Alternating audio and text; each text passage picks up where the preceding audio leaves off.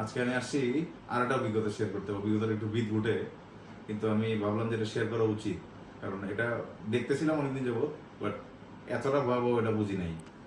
তো আমি জিমে যাচ্ছিলাম সন্ধ্যার সময় বাসার থেকে। তো হেঁটে হেঁটে হেঁটে যেতেছি, যাওয়ার সময় তো আমি চিন্তা করলাম লেকের পরে টায়ার্ড লাগতেছে, একটা পানি কিনে একটু বসছি আমাদের 11 লেকে। তো বসার পরে আমার সাথে দুইটা ছেলে বসা, অ্যাপ্রক্সিমেট 18 থেকে 20 বছর বয়স হবে এর মধ্যে, সাথে আবার ব্যাগ আছে, মানে তারা স্কুল অথবা কলেজ স্টুডেন্ট। তো তখন নির্জন সন্ধ্যাবেলা, তো একজন আরেকজনকে বলতেছে যে পকেটে জয়েন্ট আছে। তা আমি ঠিক কথাটা শুনে, কারণ এখানে তো লোকজন বেশি এটা নাই, সাইলেন্ট এই টাইমটা, তো আমি বুঝি নাই ঠিক, এই কারণে আমি জিজ্ঞেস করলাম, ওটা কিউরিসিটি, আউট অফ কিউরিসিটি, যে এটা কি ভাইয়া, এই জিনিসটা কি?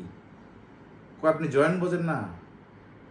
জয়েন্ট মানে পট, পট বোঝেন না? আমি বলছি আচ্ছা, এবার আমি বুঝতে পারছি, এতটা যে না বুঝি তা না, কিন্তু অবাক করার বিষয় হলো তারা এমনভাবে অবাক হয়েছিল যে আমি জিনিসটা বুঝি না দেখে এমন হয়েছে যে আমি বোধহয় অন্য গ্রহের থেকে আসছি, তারা একমাত্র পৃথিবীতে আছে, আমি পৃথিবীর বাইরের কোনো গ্রহের প্রাণী।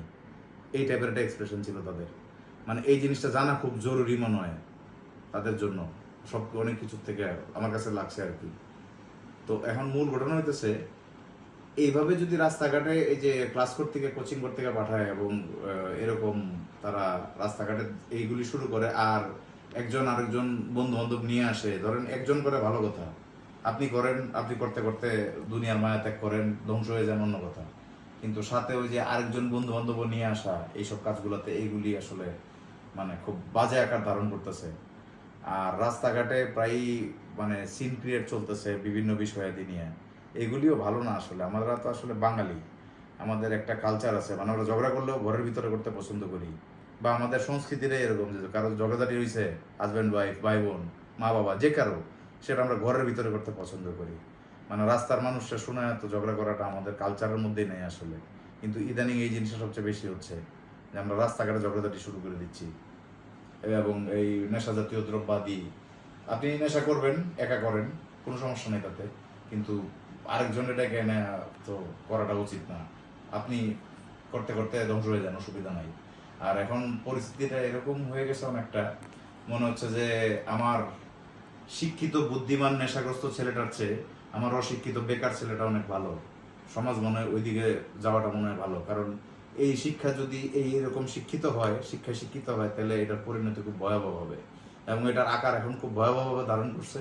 আর আমি যে জায়গাটার কথা বলতেছি, এগুলি খুব স্পর্শকাতর জায়গা, কিন্তু এই জায়গায়ও এটা ছাড় পায় না, এবং এখানে অনায়াসেই চলতেছে। কেউ যদি অ্যাটেম্প নেয় তো ভালো, না নিলে তো সেটা অথরিটির ব্যাপার, এটা তো আর আমি জানি না। আর আমি একজন সাধারণ নাগরিক এই দেশে, আমার কথায় কারো আসবেও না, যাবেও না। বাট মা বাবাদেরকে একটু খেয়াল রাখা উচিত আসলে। মানে সন্তান শুধু ওই যে আপনি পয়সা দিলেন, জিজ্ঞেস করলেন তোমার ক্লাসের কি অবস্থা, এটা না জিজ্ঞেস করার চেয়ে যদি একটু জিজ্ঞেস করেন যে তুমি কেমন আছো, তোমার সব ঠিক আছে কিনা, তুমি ভালো আছো কিনা, তোমার সব ভালো চলতেছে কিনা। খালি ওই যে ক্লাসের কথা জিজ্ঞেস করলে আর টিচারের কথা জিজ্ঞেস করলে, আর মাস শেষে স্কুলের বেতন আর টিচারের বেতন, আর তুমি কি জামা কিনবা, প্যান্ট কিনবা, এটার থেকে একটু বেরোয় আসা উচিত মনে হয়। কারণ দিনের শেষে আসলে পয়সা সব কিছু সমাধান দিতে পারবে না, পয়সা ছাড়া আমরা চলতে পারবো না কেউই। কিন্তু পয়সা সব কিছু সমাধান আসলে দিনের শেষে দিতে পারে না, কিছু কিছু সময় অন্য কিছুও লাগে মা বাবার। ধন্যবাদ।